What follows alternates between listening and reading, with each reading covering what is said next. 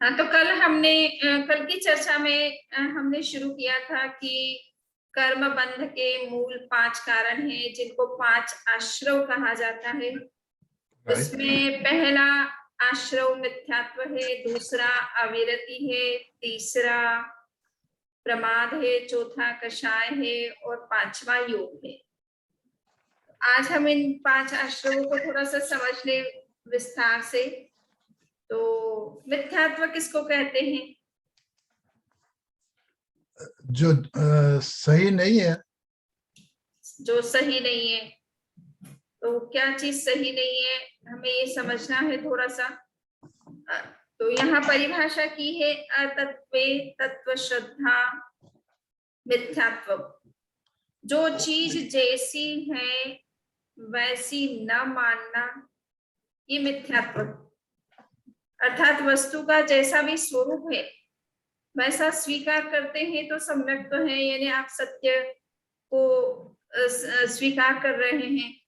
और यदि आप जैसा तत्व का स्वरूप नहीं है उससे विपरीत मानते हैं तो ये आपका मिथ्यात्व कहलाता है। तो यूं तो दुनिया में बहुत सारी चीजें ऐसी हैं कि जिसके बारे में हम कह सकते हैं कि भाई ये सच नहीं है, वो सच नहीं है, तो उसका तो कोई अंत नहीं है।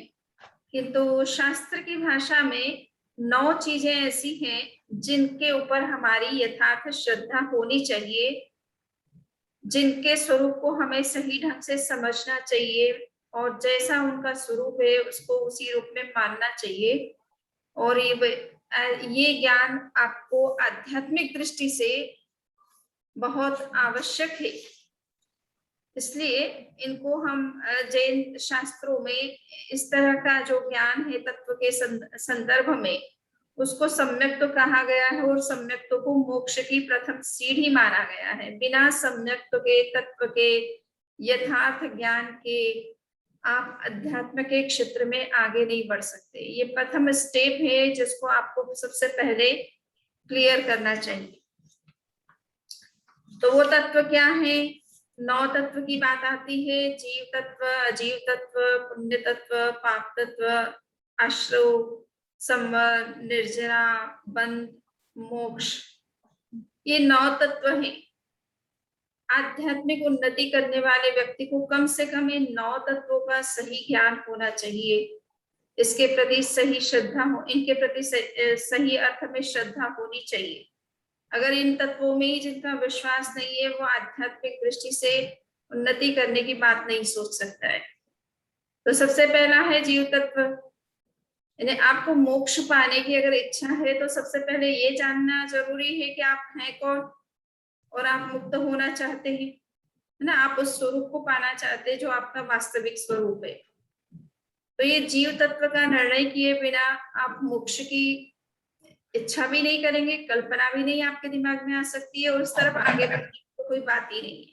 तो सबसे पहले अपने स्वरूप के बारे में जीव को निर्णय होना चाहिए कि वो जीव है, वो एक आत्मा है, उसका ये शुद्ध स्वरूप है। वर्तमान में वो कर्मों से बंधा होने के कारण से सांसारिक रूप में है, तो उसे इस स्वरूप से मुक्त होकर के अपने शुद्ध स्वरूप में प्रतिष्ठित होना है। ये लक्ष्य उसका स्पष्ट नहीं होगा तब तक वो आध्यात्मिक दृष्टि से एक भी स्टेप आगे नहीं बढ़ सकता है।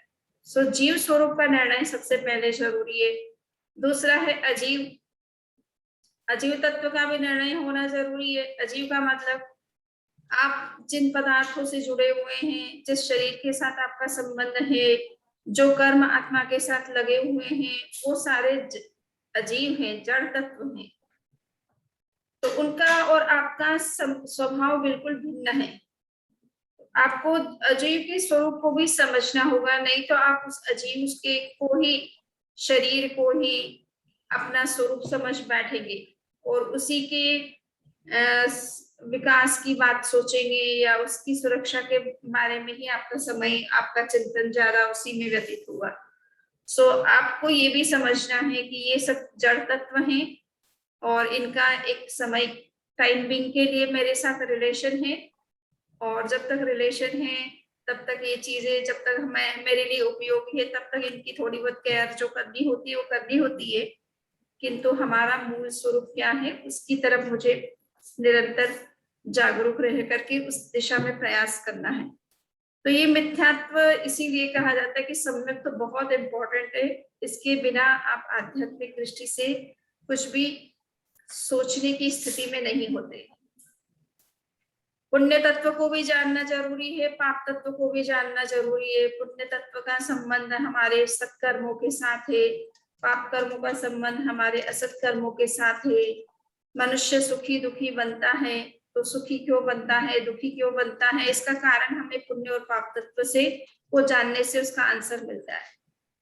नहीं तो हम हमेशा दूसरों पर आरोपित करते हैं कि अमुक ने मुझे मेरे साथ ऐसा किया और हम इसलिए दुखी हो गए, या अमुक ने ऐसा किया तो हम सुखी हो गए। तो हम दूसरों की के संदर्भ में हमेशा सुख दुख के कारणों को देखते हैं और समझते हैं।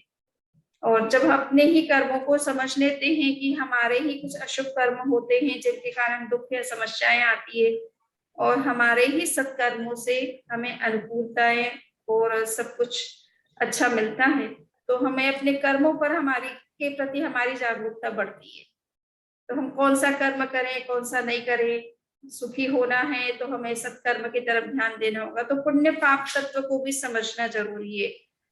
और फिर है आश्रव। आश्रव का मतलब है कि अगर मैं कर्मों से मुक्त होना चाहता हूँ तो मुझे ये भी जानना जरूरी है कि कर्मों का आगमन कैसे होता है, किन कारणों से होता है, मैं कर्म से किन कारणों से बंधता हूँ। तो उन कारणों का सही ढंग से ज्ञान करने के लिए आश्रव तत्व को समझना जरूरी है। उनसे मुक्ति कैसे संभव हो सकती है, तो उसके 2 उपाय बताए गए हैं। संवर यानी नए कर्मों के आगमन को रोकने का प्रयास करना चाहिए जीव को, और पुराने जो कर्म उसने कर लिए हैं उसको भी डिलीट करने के लिए भी कुछ एफर्ट करना चाहिए।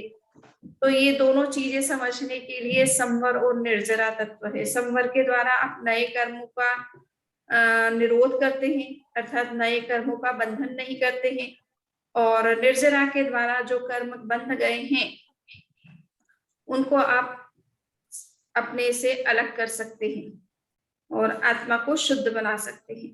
तो इसलिए निर्जरा तत्व को समझना भी जरूरी है।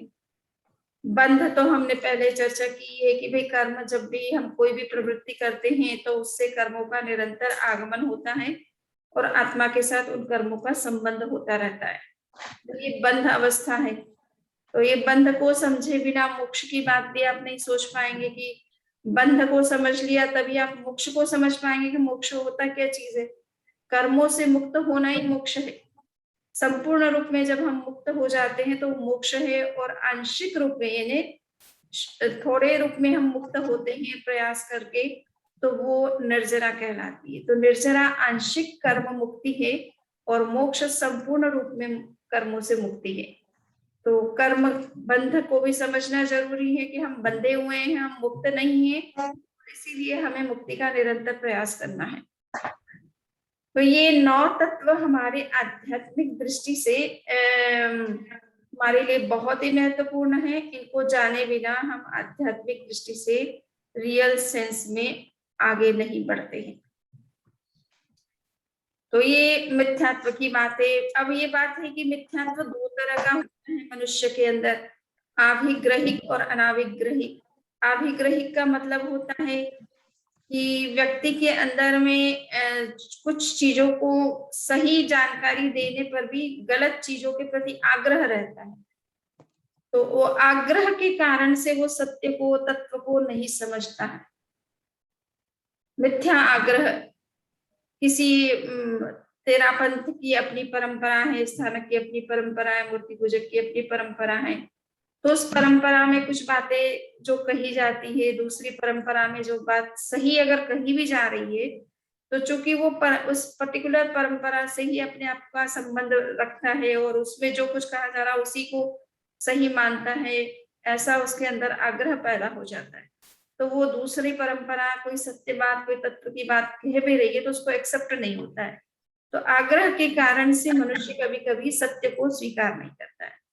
और अनाभिग्रहिक होता है कि भाई अज्ञान के कारण से आपको सत्य या तत्व का ज्ञान नहीं है। तो बहुत सारे लोगों में अज्ञान के कारण से तत्व का ज्ञान का अभाव होता है, तत्व ज्ञान का अभाव होता है।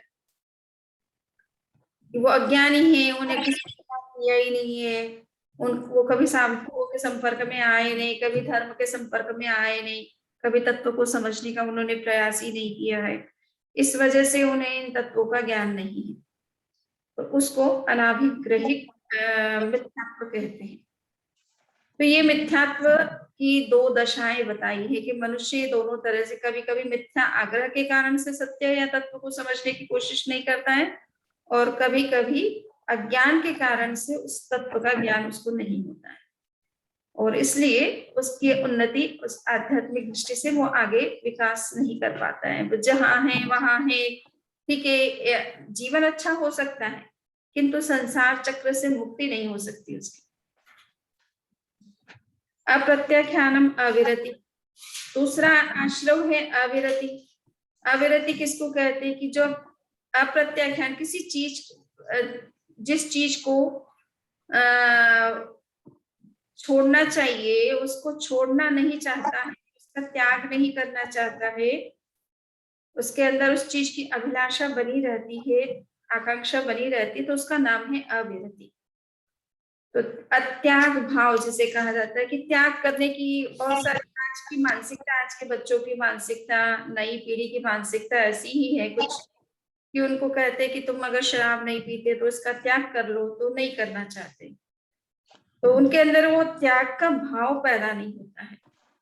वो पीते भले नहीं हो, संकल्प बहुत अच्छा हो उनका कि हम ऐसा कुछ नहीं करेंगे, फिर भी एक नियम भी लेना होता है। नियम अगर आप नहीं लेते हैं तो वो आपके लिए एक बार के लिए ठीक है, आप बहुत अच्छे हैं, बहुत संकल्पित हैं, बट उसके बावजूद भी आपके लिए वो द्वार उसका ओपन है, डोर उसके लिए ओपन है कि कभी भी आपको कोई ऑफर करे, कोई ऐसी परिस्थिति बन जाए तो आप ले भी सकते हो उस परिस्थिति में। तो त्याग करने से वो एक लॉक लग जाता है कि फिर उसमें उस चीज की एंट्री नहीं होती है, उसके अंदर वो भाव ही पैदा जल्दी से नहीं होता है, वो किसी भी परिस्थिति के दबाव में नहीं आता है, क्योंकि उसका त्याग किया हुआ, नियम लिया हुआ, तो वो नियम की रक्षा करता है, फिर हर समय कोशिश करता है। तो ये त्याग करना भी अच्छी चीज होती है, त्याग करने से उस चीज का हमेशा के लिए वो लॉक लग जाता है, वो चीज आपके अंदर एंटर नहीं करती है, जल्दी से आपके अंदर उस तरह का विचार भी पैदा नहीं होता है जब आप नियम ले लेते हैं।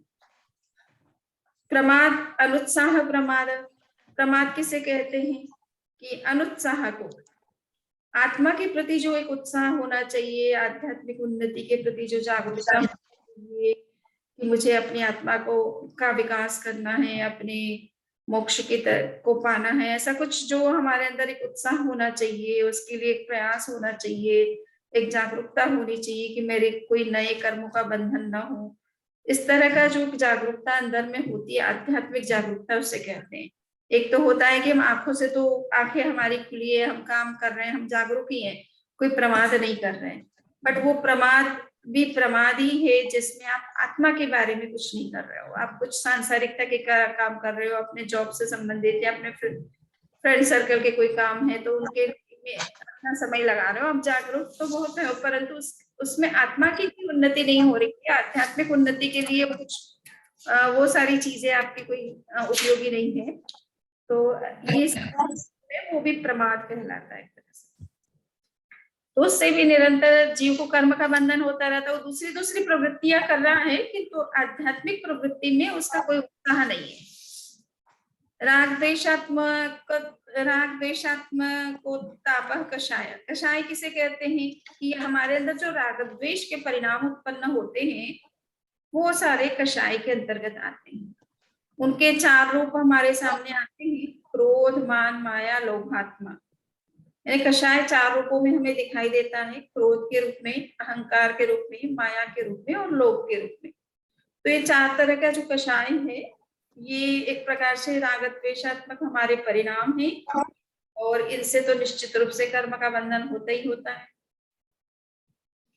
और ये चारों प्रकार के कषाय भी 4 स्तर के होते हैं, इनके भी 4 लेवल्स हैं, और वो हमने चर्चा कभी की भी होगी। तो अनंतानुबंधी, अप्रत्याख्यान, प्रत्याख्यान और संचलन, ये 4 तरह के कषाय होते हैं। क्रोध 4 प्रकार का होता है, अहंकार भी 4 प्रकार का होता है, माया भी 4 प्रकार की होती है, लोभ भी 4 प्रकार का होता है। अनंतानुबंधी का मतलब है कि जिसमें बहुत ही तीव्र क्रोध होता है, बहुत ही, कहना ना हाइपर एग्रेसिव जो मोड है किसी भी कषाय का, क्रोध हो चाहे अहंकार हो चाहे माया हो चाहे लोभ हो, तीव्रतम जो स्टेट होती है, aggressive state, hyper aggressive state, उसको अनंतानुबंधी कषाय कहते हैं। उससे थोड़ी कम इंटेंसिटी है परंतु वो भी हाइपर ही है, उसको अप्रत्याख्यान कहते हैं। उससे थोड़ा कम है तो उसको प्रत्याख्यान कहते हैं। और बिल्कुल शॉर्ट टाइम के लिए क्रोध आता है और बिल्कुल एक क्षण में आया और दूसरे क्षण में निकल गया, इस तरह का जो क्रोध होता है उसको संज्वलन कषाय कहते हैं। तो ये कौन सा? संज्वलन, संज्वलन, संज्वलन। हाँ संज्वलन, वो बिल्कुल पानी की रेखा की तरह होता है। पानी की रेखा इधर खींची उधर मिट जाती है, तो उतना से समय के लिए क्रोध आया और तत्काल समाप्त भी हो गया, वो व्यक्ति बिल्कुल शांत नेचर का हो जाता है। कुछ लोगों के अंदर क्रोध वर्षों तक बना रहता है, वो अनंतानुबंधी कोटि का होता है। कुछ लोगों के अंदर एक वर्ष से ज्यादा नहीं टिकता, उसके अंदर ही समाप्त हो जाए, वो अप्रत्याख्यान है। कुछ लोगों का उससे भी बहुत कम समय के लिए 1-2 दिन 3 दिन रह गया सपोज, तो वो प्रत्याख्यान कोटि का है। और किसी का बिल्कुल क्षणिक होता है तो वो संज्वलन कोटि का कषाय होता है। इस तरह के कषाय है या क्रोध है? कषाय का मतलब ही है क्रोध, मान, माया, लोभ, एक कषाय का ही रूप है। ओके चारों कषाय ही कहलाते। ओके। तो ये हमने देखा कि इस तरह से कषाय के द्वारा भी जो है कर्म के बंधन होते हैं, चाहे क्रोध क्षणिक ही क्यों ना आए, इससे भी कर्म का बंधन तो होता ही होता है। अब लास्ट आश्रम है काय वांग मनो व्यापारो योग। योग ये का मतलब है प्रवृत्ति। यहाँ पर ये समझने की बात है, प्राचीन जैन शास्त्रों में योग का मतलब प्रवृत्ति है। वर्तमान के कुछ शास्त्रों में योग का मतलब ध्यान योग भी हो गया है।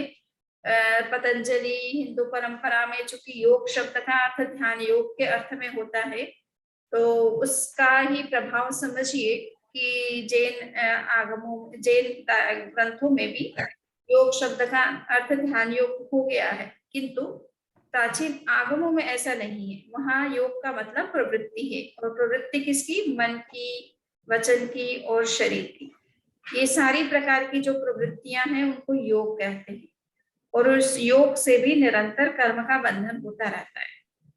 तो कभी कभी ये लगता है कि लोग बहुत नेगेटिव, जिसके अंदर कुछ नेगेटिविटी नहीं है और बहुत अच्छे नेचर के लोग हैं, परंतु वो भी परेशान हो जाते हैं इस बात से कि उनको अगर ज्यादा वर्कलोड दिया जाए, ज्यादा काम करना पड़ता है दिन भर, अगर उनको वो किसी चीज में एंगेज रहना पड़ता है तो वो भी परेशान हो जाते हैं। तो प्रवृत्ति भी हमारे परेशानी का कारण बनती है और कर्म बंधन का कारण भी बनती है। आप कोई भी तरह का काम करेंगे तो उससे कर्म का तो बंधन होता ही होता है। शुभ कर्म करते हैं तो शुभ का बंधन होता है, अशुभ करते हैं तो अशुभ का होता है। तो प्रवृत्ति मात्र से कर्म का बंधन होता है। अब ये है कि हाँ, कितनी आपकी जरूरत है प्रवृत्ति करने की उतनी आप लिमिट करें तब तो अच्छा ही है, परंतु कुछ लोग अननेसेसरी सुबह से शाम एंगेज रहना चाहते हैं, एक चीज फिनिश करी दूसरी, दूसरी करी तीसरी, वो खाली नहीं रहना चाहते, खाली नहीं बैठना चाहते। तो वो कुछ लोगों की प्रॉब्लम भी है कि अगर वो खाली रहते तो उनके दिमाग में कुछ नेगेटिव थॉट्स आने शुरू हो जाते हैं, या प्रमाद आलस्य हो जाता है, तो वो नहीं चाहते कि हम फ्री बैठे, हम कुछ ना कुछ करते रहें। तो वो भी अच्छी बात है, अच्छी प्रवृत्ति कर रहे हैं तब तो कोई दिक्कत ही नहीं है उसमें। स्वाध्याय कर रहे हैं, जप कर रहे हैं, तत्व चर्चा कर रहे हैं, प्रवचन कर रहे हैं, तो उसमें कोई दिक्कत ही नहीं है, वो करे, अच्छी बात है। और अगर लगता है कि उसको करने से भी थोड़ा टायर्डनेस मनुष्य में हो जाती है, हम प्रवचन देते हैं कभी कभी 2 घंटा, कभी पढ़ाते हैं तो 3-3 घंटा पढ़ाना पड़ जाता है, जो एमए की क्लासेस होती है, तो दिमाग एकदम खाली हो जाता है जब 3 घंटा पढ़ा देते हैं। फिर वापस 3 घंटा हमको एनर्जी वापस गेन करने में लग जाता है। तो कहने का मतलब उस 3 घंटे के दौरान जो है कोई कुछ काम अगर एक्स्ट्रा कह दे तो इरिटेशन हो जाता है उससे। तो ये ज्यादा प्रवृत्ति भी दुख और समस्या का कारण है, और कर्म बंधन तो होता ही है, तो वो कोई बात नहीं है। जितनी जरूरत है अच्छी प्रवृत्ति करें, उसमें कोई चिंता की बात नहीं है, किंतु जो जरूरी नहीं है वो प्रवृत्ति करने में थोड़ा हम लिमिट कर सकते हैं। तो ये प्रवृत्ति कर्म बंधन का कारण किस तरह से बनती है, मैंने थोड़ा सा आपको संक्षेप में बताया है। तो आज का यही हमारी चर्चा थी कि आश्रव 5 प्रकार के होते हैं।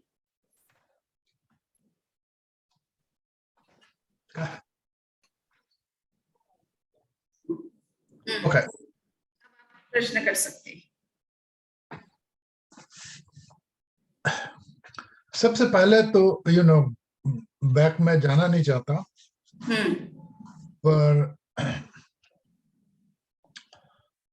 आपने कहा त्याग जो नहीं करता वो ठीक नहीं करता, लेकिन अपना इस बात पे काफी डिस्कशन हुआ है। हाँ, मैं त्याग नहीं करता। सही है। सही है। और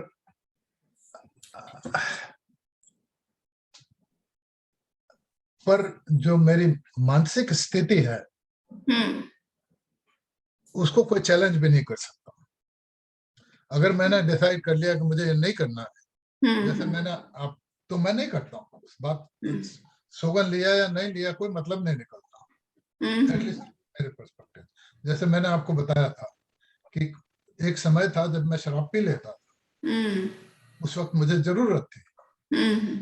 अब मुझे जरूरत नहीं है तो मैंने छोड़ दी, बात खत्म हो गई। और एक दिन ललित जी आए थे, तो ऐसे ही बात हो रही थी, तो उनने देखा कि शराब की बोतल पड़ी हुई है पर मैं पीता नहीं हूँ। तो उनका सीधा बात थी, आप पीते नहीं हो तो आप उसको रखते क्यों? बात ठीक लगी। मैंने कहा आप ही फेंक दो, और उनने उठा के उसको फेंक दी। वैसे बहुत महंगी थी पर कोई मतलब नहीं था, बात खत्म हो गई क्योंकि मुझे जरूरत नहीं थी। और आज मुझे कोई पिला भी नहीं सकता। इसमें सोगन लेना या ये करने की क्या जरूरत है? मैंने डिसाइड कर लिया मुझे नहीं चाहिए। वैसा है कि ये शास्त्र, ये है धर्म की बातें, सिद्धांत की जो बातें होती है ना, वो व्यक्ति व्यक्ति के विचार के आधार पर बदलती नहीं है कि आप क्या सोचते हो और आप क्या करते हो। ठीक है ना। सैद्धांतिक ये है कि देखिए, मैंने एक बार आपको प्रसंग से कहा था कि तीर्थंकर जो होते हैं उनको मनः परयो ज्ञान उत्पन्न तब तक नहीं होता है जब तक कि वो सभी सांसारिक चीजों का त्याग नहीं करते हैं, जब तक वो इस बात को बोलते नहीं है। आपने कहा था। ठीक है ना। तो कहने का मतलब ये है कि तीर्थंकर जैसी महान आत्माओं को, जिनमें कि कहीं कोई दोष की संभावना नहीं है, फिर भी उनको भी वो भी त्याग करते हैं, तभी उनका त्याग स्वीकृत होता, मान्य होता है, उनको भी करना पड़ता है। ठीक है ना। तो कहने का मतलब है कि ये शास्त्रीय विधि है कि आप जो चीज नहीं करेंगे, आपका अच्छा मानसिक संकल्प अच्छी बात है, फिर भी आपको त्याग करने से ही उसका लाभ मिलेगा। त्याग का लाभ तो उससे तभी मिलेगा। ठीक है, आपका संकल्प आप नहीं करते हैं तो उससे कर्म का बंधन तो नहीं होगा जल्दी से, क्योंकि आप वो चीज ही नहीं करते हैं, परंतु फिर भी एक जो त्याग का लाभ मिलना चाहिए वो नहीं मिलता है। अविरति से आप विरति की स्टेट में नहीं चाहते हो इससे।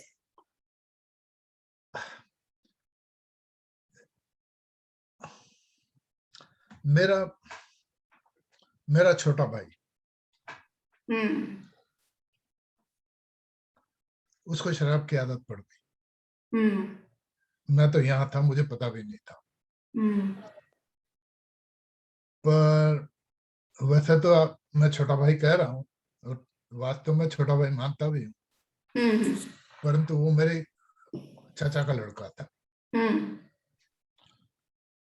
उसको तो वो जिंदगी में कुछ कर नहीं पाया क्योंकि वो शराब के इसमें पड़ गया था। तो ये सब कर्मों के द्वारा हुआ या परिस्थितियों के कारण से हुआ?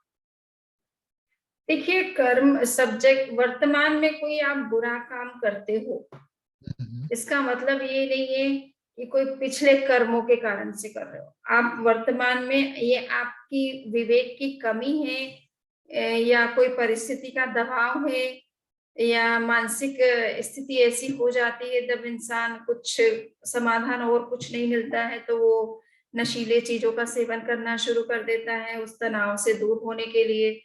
तो ये तो वर्तमान में आपका नया कर्म आप कर रहे हो, पुराने कर्म का इससे क्या संबंध है? पुराने कर्म का इससे कोई संबंध नहीं। हाँ, तो कहा पुराने तो हमेशा कर्म का यही संबंध है कि आपके जीवन में कुछ ऐसी परिस्थितियां जो बन रही है वो उसमें पुराने कर्म उदय में आ रहे हैं और उसके कारण वो परिस्थितियां बन रही है। इस समय आपको जागरूक रहना चाहिए कि वापस ऐसे कर्म ना करें जो अतीत में कर लिए, जो आज आपके लिए दुखदाई है, प्रतिकूल परिस्थिति क्रिएट कर रहे हैं। तो आपको फ्यूचर के लिए सावधान रहना चाहिए। तो वर्तमान में जागरूकता से उसको, क्या उसका सही तरीका है उसको खोजना चाहिए बजाय कि गलत चीजों में जाना चाहिए। ये तो विवेक की कमी है, इसको यानी समझदारी की कमी है। तो ये समझदारी की कमी कर्मों के द्वारा नहीं आती है। देखिए, कर्मों के कारण से सब जगह कर्म का नहीं है। आत्मा का अपना निर्णय कुछ नहीं होता है क्या? आत्मा हाँ, हाँ, ये आप जीव हैं, कर्म तो आपके द्वारा किए जाते हैं और वो तो जड़ है, उनके पास दिमाग कहाँ से? दिमाग तो आपका है, चेतना का है, आत्मा का है। तो जो कुछ आप सोच रहे हैं, कर रहे हैं, वो तो अपनी चेतना से सोच विचार के कर रहे हो ना। तो वो तो जीव के द्वारा सोचा जा रहा है, इसमें कर्म का क्या रोल है? तो बात मुझे ये हो, इसलिए मैं बार बार ये सवाल पूछ रहा हूँ कि जिस औरत ने, जो उसकी माँ थी, उसी ने धर्म के लिए भी मुझे प्रेरित किया। तो ये उसने भी उसे वही प्रेरणा दी जो मुझे दी। हाँ, तो ये कैसे हुआ कि वो एक तरफ चला गया, मैं दूसरी तरफ चला गया? तो आपकी आत्मा में वो संकल्प शक्ति है, आपने उस चीज को समझा और फॉलो किया। वो कमजोर निकला कि उसने, उसको भी शिक्षा दी गई किंतु उसने फॉलो नहीं किया उसने। पर उसने कमजोर निकला क्यों? अभी कल अपनी बात हुई थी तो आपने कहा था ये आत्मा के अंदर से शक्ति आती है। हाँ, तो उसकी आत्मा के अंदर से शक्ति नहीं आई, ये माना जाए? ऐसा है ना कि देखिए, व्यक्ति क्या है, संकल्प उसकी शक्ति, संकल्प की शक्ति उसकी कमजोर होती है। कुछ लोगों की कमजोर होती है, कुछ लोगों की स्ट्रॉन्ग होती है। और जो स्ट्रॉन्ग होते हैं वो तो कोई अच्छी चीज को एक बार समझ लेते तो उसको फॉलो कर लेते हैं।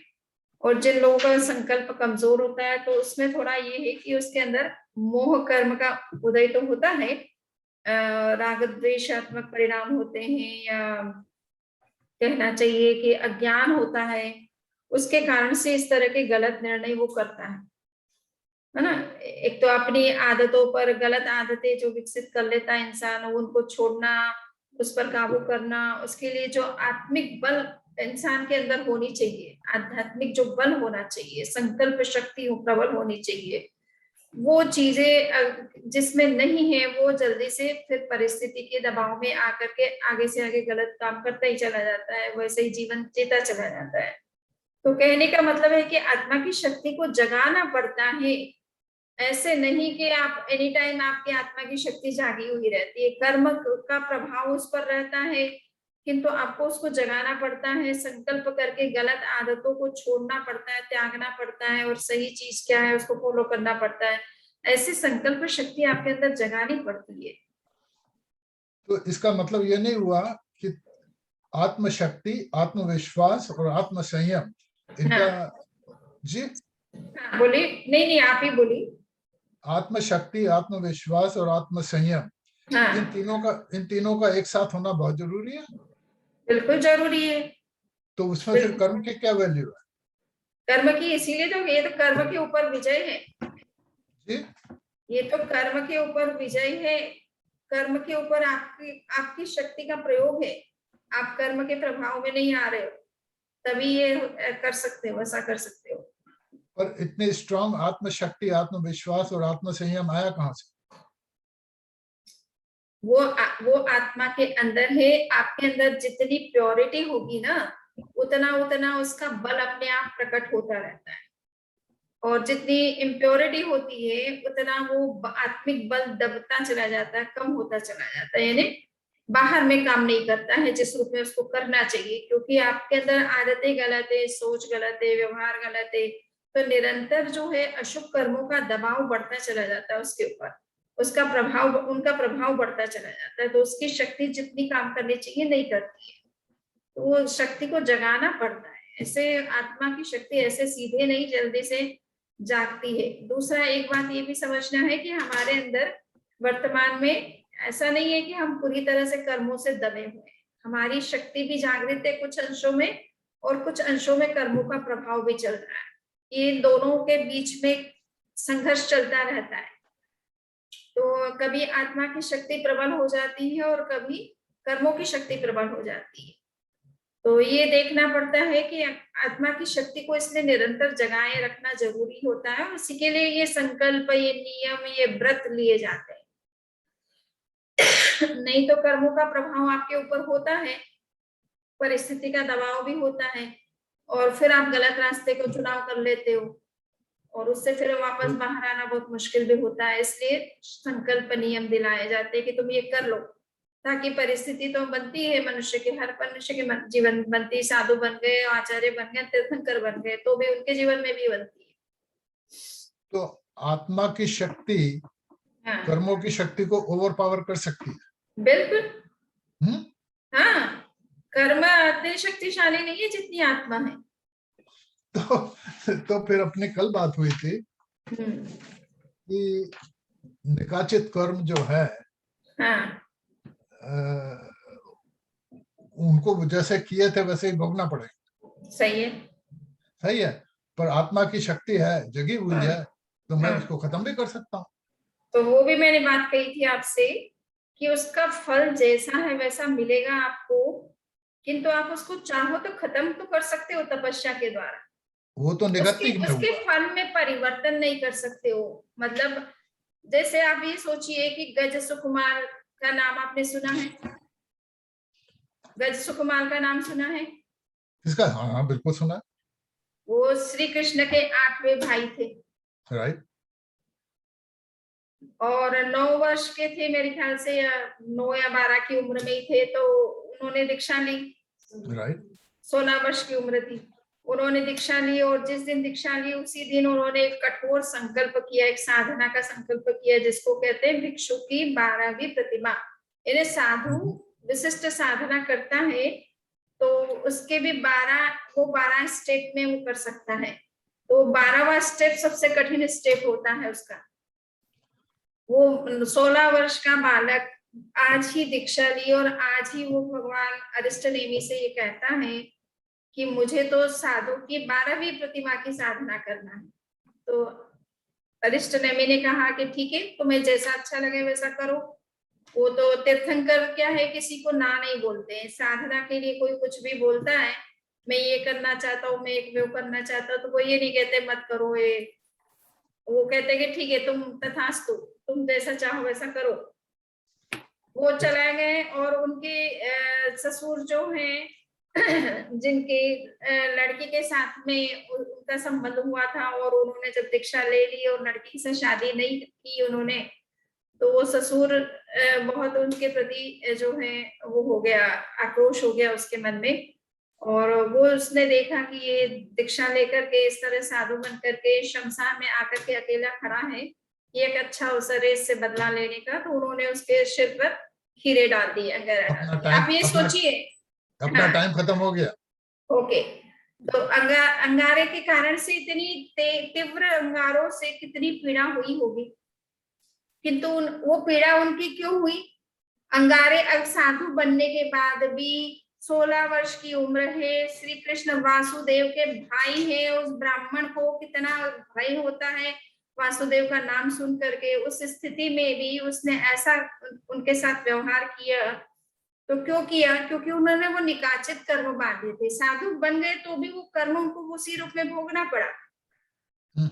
ओके। है ना? तो परंतु हाँ, उसके वो मुक्ति जल्दी हो गई उनकी, क्योंकि उन्होंने उस समय समता रखी, सहन किया, तो उससे उनकी मुक्ति जल्दी हो गई। नहीं तो और भी हो सकता लंबा उनका, अगर वो कर्म फल दे सकता था। तो कहने का मतलब है कि आप समता रखते हैं, साधना करते हैं, तो उससे कर्मों को आप जल्दी खत्म कर सकते हो, शॉर्ट टाइम में खत्म कर सकते हो। बाकी उतनी पीड़ा जो उससे होनी है वो तो होनी है, वो तो भोगनी पड़ेगी। तो ये निकाचित का मतलब इतना ही होता है।